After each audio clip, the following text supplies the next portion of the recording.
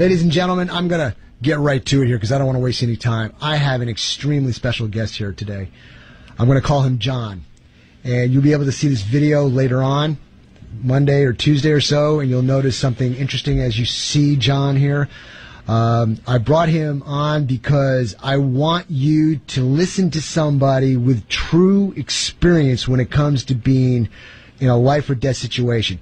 Now, John, first of all, welcome to the program. Why don't you say hi to everybody, John? Thank you very much for having me. I appreciate it very much. It's a pleasure. And ladies and gentlemen, this is not a joke. This is not hype. This is not a joke. We're doing this for a specific reason. I'll tell you what, John, I had a information sheet on you, and I screwed up. I either lost it or misplaced it. So what I'm going to do is put it back on you. Tell me why you're dressed the way you are. And this is not a joke, everybody. This is serious. I know this individual. I know what's going on. But I want you, John, to tell everybody, you're in this studio right now. We're going to go over a whole bunch of things. But why are you dressed the way you are? Well, real briefly, Matt, it's because after 30 years in the military and operating as a contractor overseas in several countries around the world, the enemy forces, there's organizations in countries, including America, where contractors and the American veteran are actually under target now.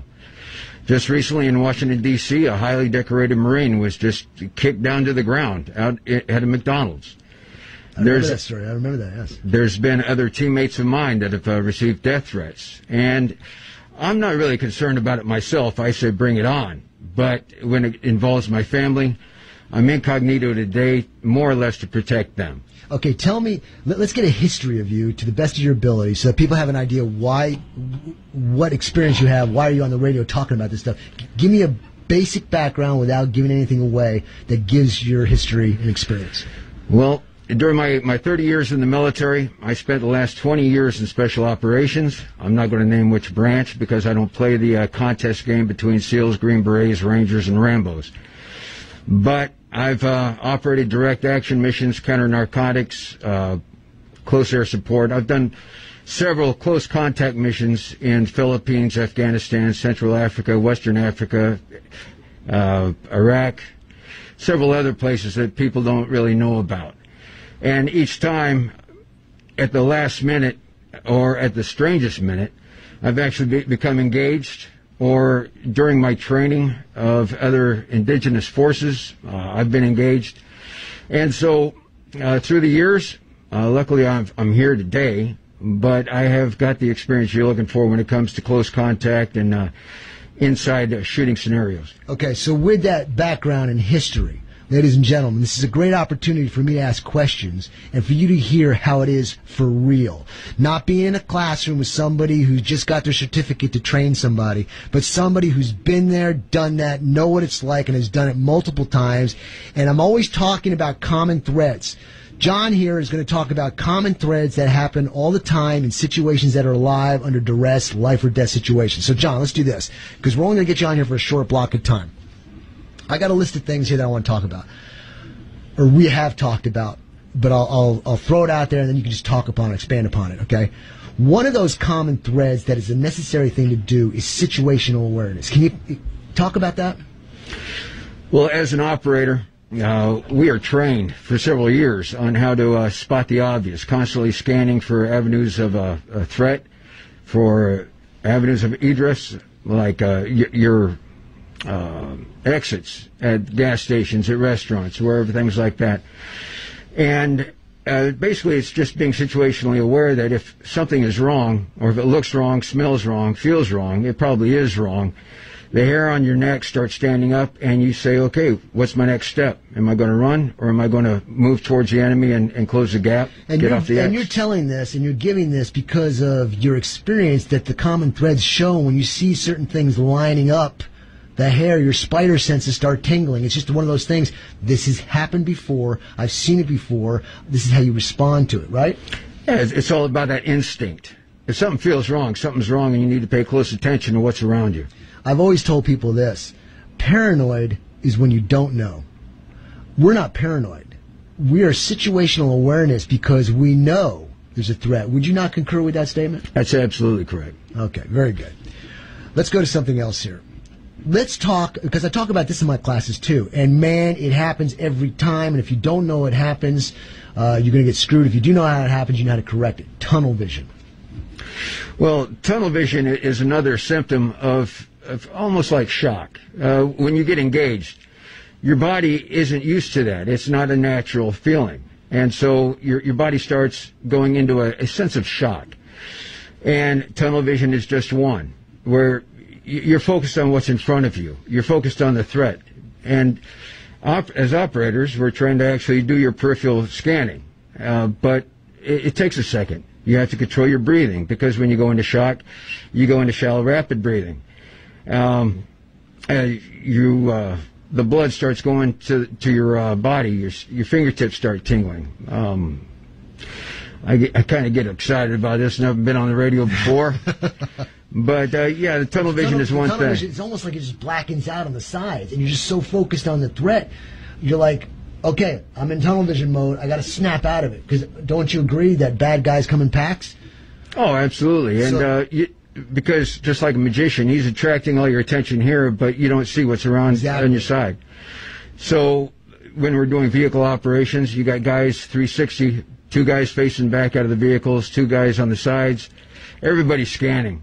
And when one guy takes one threat, then the other guys are scanning, looking forward, and anticipating the next one.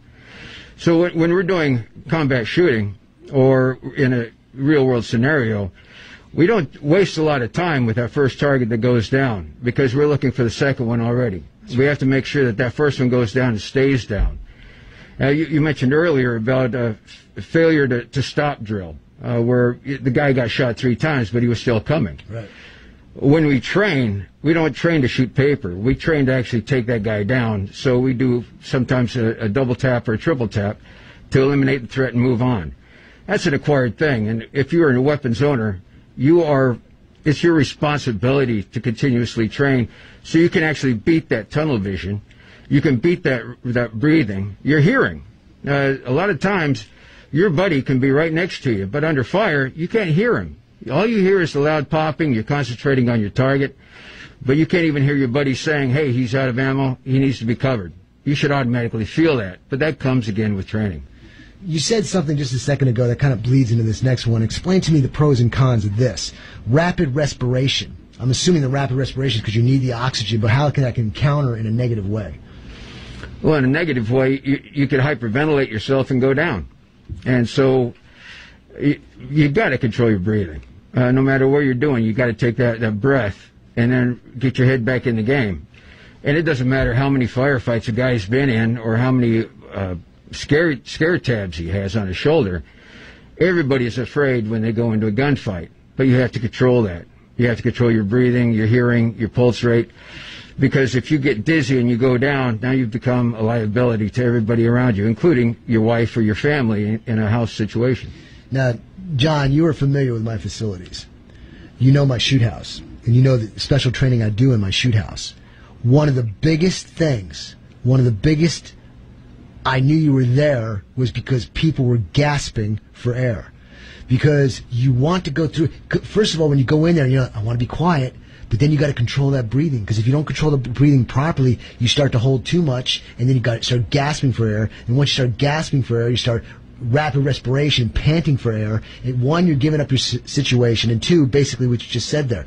So, ladies and gentlemen, we do that type of training. We're talking to John here. He's just giving you a life scenario that rapid respiration, hyperventilating, and all this kind of stuff can be detrimental to you. So it would behoove you to get in a situation where you can maximize that potential training. So take one of our courses. Matt, you're talking about your shoot house, and I love your shoot house, because when you turn that corner, you have thrown in there so many different scenarios that there's no time to actually analyze what's going on. Some people will turn that corner, and they'll be exposed to a certain situation that they pause for like 1 or 2 seconds to figure out what they're going to do. And that's what gets them killed every time at your shoot house. So you have to practice. You have to get in the mindset and mentally rehearse every scenario around you throughout the day. What would I do in this case? So when that happens, you're not going to pause for 2 to 3 seconds. You're going to instinctively know right from wrong, take the shot or not. If you're not going to take the shot, get back behind cover and defuse the scenario. But that's mindset, and that's... I want to talk about mindset. I have a whole opening segment of my programs on mindset. You're the master of mindset because you're living it, okay? Talk to me more, talk to the listener more about mindset and how absolutely critical it is to mission success. Well, I believe most people are carrying a weapon for their own protection and their family's protection. It's not just an accessory that you wear because you think it looks cool.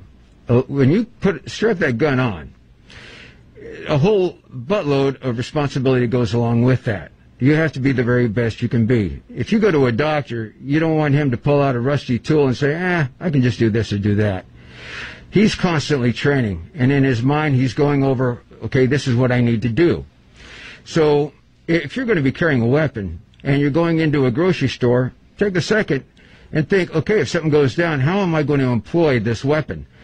I've got the mindset that I'm carrying it, so I need the mindset that I'm going to use it. And if I use it, somebody's going to be killed. And it's not going to be me or my family. So that goes to lining up your shots. If you have to engage someone, you want to make sure that there's no innocent bystanders behind him.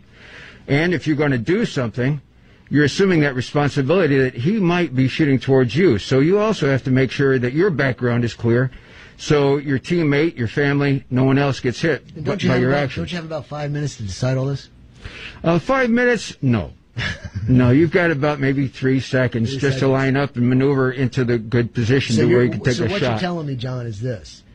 If a situation goes down in a 7-Eleven and I'm packing heat and I want to do defensive at third person, I've got to analyze the situation, see where the threat is, determine the perception of the threat on how serious it is, locations of people, exits, all this kind of stuff. My ability, my capability to shoot the gun, my mindset with that ability, the adrenaline factor, all these different things going into play, and I've got to do that in how many seconds? Probably less than 3. 3, wow. That's not much time, is it? You touched on a good one, the threat level. And because you don't want to be a Johnny wannabe Rambo and pull your weapon out just because you've got one. You have to analyze the threat level and actually see if you're going to make things worse or better by engaging your weapon. So, you're engaging the target by employing your weapon. Tell me about the reaction. We're kind of talking about this now, but really more specific. Reaction and response time under fire.